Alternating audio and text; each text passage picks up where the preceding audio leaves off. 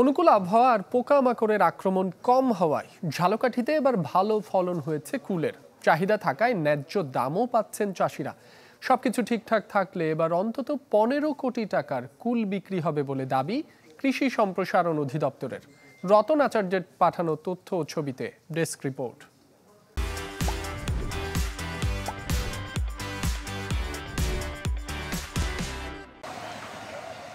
কুলের ভারে নুয়ে পড়েছে গাছ, দেখেই বোঝা যায় এবার ফলন হয়েছে বেশ ভালো। এই চিত্র দক্ষিণের জেলা ঝালকাঠির। বাউকুল, আপেল কুল, 90 কুল সহ অন্তত 8 প্রজাতির কুলের বাণিজ্যিক বাগান গড়ে উঠেছে এই জেলায়। তবে সবচেয়ে বেশি চাহিদা জলপাই কুলের। চাষিরা জানান, এবার অনুকূল আবহাওয়া আর পোকামাকড়ের আক্রমণ কম হওয়ায় বেড়েছে উৎপাদন। বাজারে দামও মিলছে ভালো। প্রতি কেজি বিক্রি হচ্ছে 80 থেকে 100 টাকা দরে। কুল আর যে বল সুন্দরী বড়িটা ফেমাস বেশি। আমরা বাগানে বসে দেখা যায় 80 টাকা বিক্রি করি কেজি, 100 টাকা পাইকারি হিসাব আলাদা।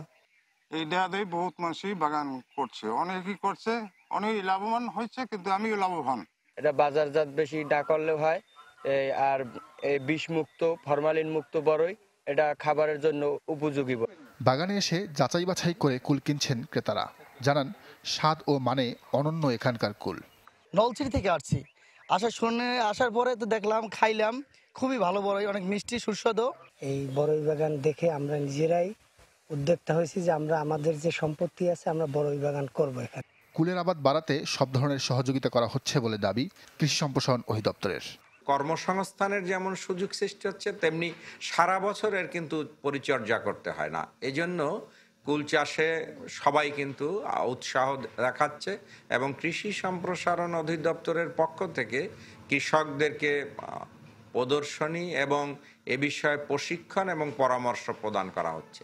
কৃষি সম্প্রসারণ অধিদপ্তরের হিসেবে জেলায় এবছর 46 হেক্টর জমিতে কুলের চাষ হয়েছে, যা থেকে পাওয়া যাবে অন্তত 252 টন কুল। Desk report, channel 24।